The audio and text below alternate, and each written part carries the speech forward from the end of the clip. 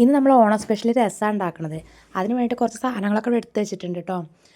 കുരുമുളകും വെളുത്തുള്ളി അതുപോലെ തന്നെ ജീരകം, മല്ലി, പച്ചമല്ലി കൂടെ എടുത്തിട്ടുണ്ട്. പിന്നെ മല്ലിച്ചപ്പ്, ഒരു പൊട്ട് ശർക്കര, തക്കാളി, ആവശ്യത്തിന് പുളി. ഇത്രയും സാധനങ്ങളാണ് ഇതിലേക്ക് വേണ്ടത്. അപ്പോൾ നമ്മൾ തക്കാളി എന്ത് ചെയ്യണം, മിക്സർ ജാറിലല്ലാണ്ട് കൈ കൊണ്ട് തന്നെ നല്ലപോലെ ഉടച്ചെടുക്കണം.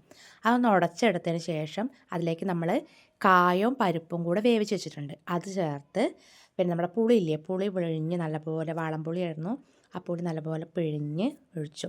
പിന്നെ നമുക്ക് വേണ്ട വെളുത്തുള്ളി, കുരുമുളക്, മല്ലി ഒക്കെ നല്ലപോലെ, ജീരകം നല്ലപോലെ ഒന്ന് ചതച്ചെടുത്തിട്ടുണ്ട്.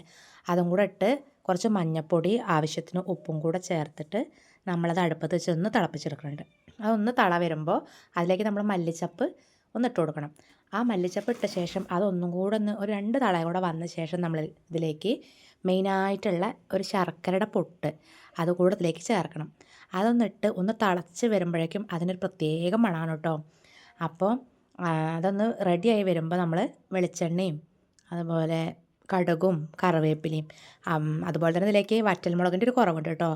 വീട്ടിലുള്ള സാധനങ്ങൾ വെച്ചിട്ട് ഞാനൊന്ന് ഉണ്ടാക്കിയതാണ്. അതും കൂടെ ഒന്ന് താളിച്ചിട്ട് നമ്മൾ ഈ രസത്തിലേക്ക് ഒഴിക്കുക. അപ്പോൾ നമ്മുടെ ഇന്നത്തെ സൺഡേ സ്പെഷ്യൽ ഇതാണ് കേട്ടോ. ചോറിൻ്റെ കൂടെ കഴിക്കാൻ നല്ലൊരു അടിപൊളി സാമ്പാറുണ്ട്, അതുപോലെ അവിയൽ ഉണ്ടാക്കിയിട്ടുണ്ട് സ്പെഷ്യലായിട്ട്. പിന്നെ നമ്മുടെ ഈ ഓണം സ്പെഷ്യൽ രസം കൂടെ ഉണ്ട്. ഇതിലും തന്നെ ഒന്നിൻ്റെ കുറവുണ്ട് കേട്ടോ, നമ്മുടെ പപ്പടം അതിലില്ല.